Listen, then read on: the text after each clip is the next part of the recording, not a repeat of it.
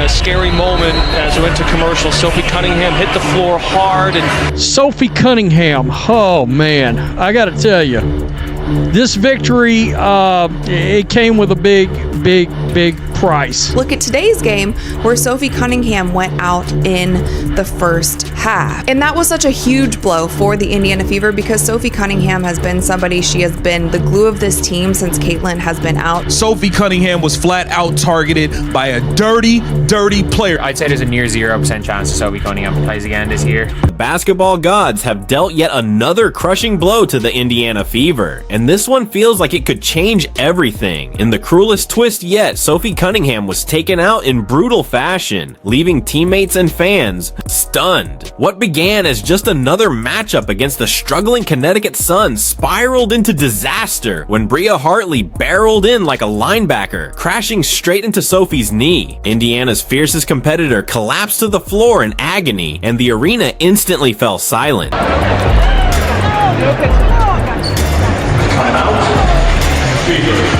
Shea went at Sophie Cunningham early, and considering this is Bria Hartley, I'm not ruling out that she jumped through her knee. Considering who it is, I'm not. Like, Bria Hartley has been ejected multiple times. She's yanked Angel by the hair.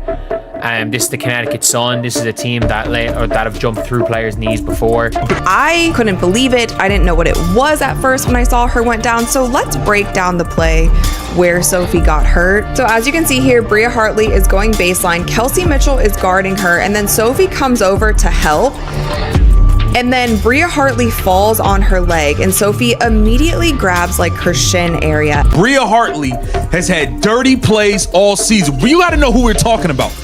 Bria Hartley is the same girl that pulled Angel Reese out of there by her ponytail just last game, I think 2 days ago.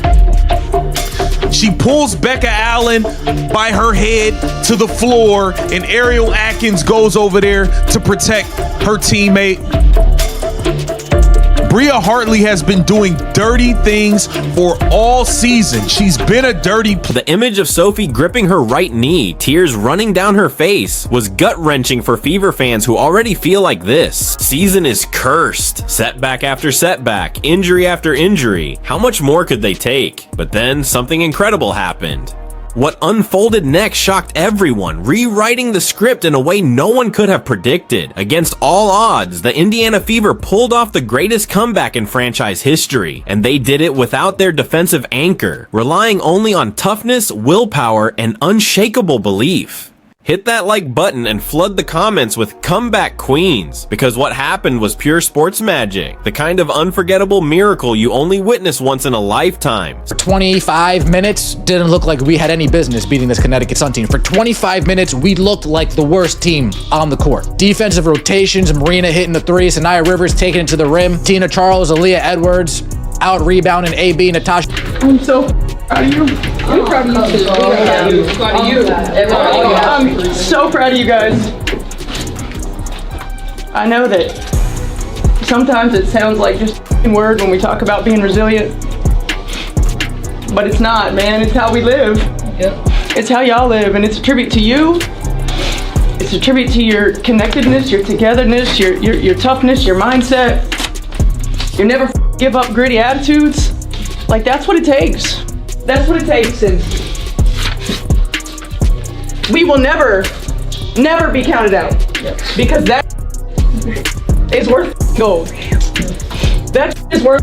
Watching it live was painful enough. No replays needed. Sophie's immediate reaction said it all. Known for her toughness and refusal to back down, she doesn't stay down easily. But the moment she grabbed her knee, tried to limp, and then collapsed in agony, you knew this was different. And if you followed the WNBA this season, Bria Hartley's name already rings loud. This is the same player who once yanked Angel Reese out of midair by her ponytail. The same player infamous for reckless hits and cheap shots, skating past the suspension she deserves. So when Hartley stormed the lane in the second quarter, this wasn't just a random collision. She slammed directly into Sophie's planted leg like a wrecking ball into steel. The hit was violent, needless, and left everyone asking, how long? Can the league ignore this kind of recklessness before a star's career is permanently ruined?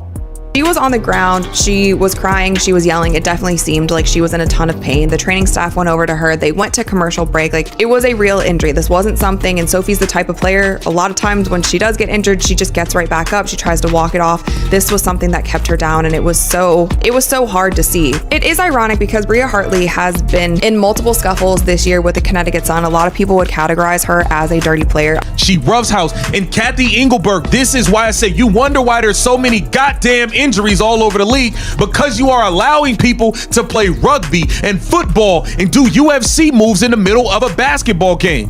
In the beginning of this game, Sophie Cunningham is bringing the ball up the floor. She gets mugged, hit upside the head, knocked to the floor while dribbling the ball up the floor 75 feet away from the rim. Do you think the refs called anything? Both Sophie's sister, I believe, and her mother both tweeted about this play. Now, Lindsay, her sister, said, WNBA, maybe you should focus less on fining players for commenting on your poor officiating and more about hiring officials that are able to call. You didn't need slow motion angles to see the seriousness. Sophie's pain made it clear.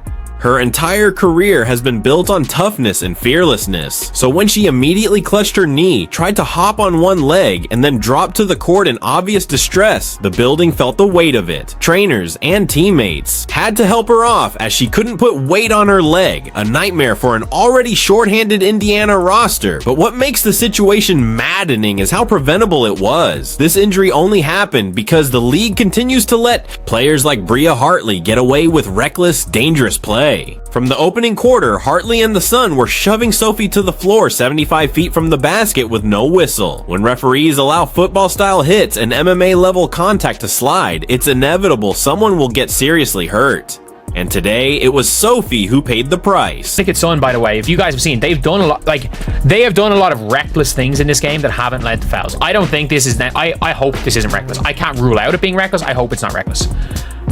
But at the same time, like, the referees, there were so many situations earlier on in the game that, in fairness, that the referees were letting away with. The referees thought, okay, yeah, let's tee up Sophie Cunningham straight away in the game, and that's keeping the game in control. But from minute one, the Connecticut Sun, like, how many times have the Connecticut Sun against the Fever dove through people's knees? Multiple times this team has. You guys brag about how physical you guys wear, like a badge of honor. We're here to watch basketball. If we want to watch wrestling, we'll watch wrestling. If we want to watch fighting, we'll watch fighting. We're here to watch basketball. And Bria Hartley is no different than Dejanay Carrington. It's just nobody talks about it because she's on the Connecticut Sun and they... The most devastating part of this story is how vital Sophie Cunningham had become for Indiana, especially with Caitlin Clark sidelined. She wasn't just another role player. She had become the team's heartbeat. Bringing toughness, defensive grit, and consistent scoring, she gave the Fever the edge they desperately needed. Since the All-Star break, she's been Indiana's most dependable performer, averaging over 12 points per game, shooting above 50% from three, and stepping into a leadership role no bench player could replicate. Losing her now, even for a stretch, could cripple a team already fighting to stay alive in the playoff race. Sophie Cunningham was by far, as the games went along, by a landslide, the best addition we had on this roster. From her play, her shot making, her defense, the intensity she brings, the energy,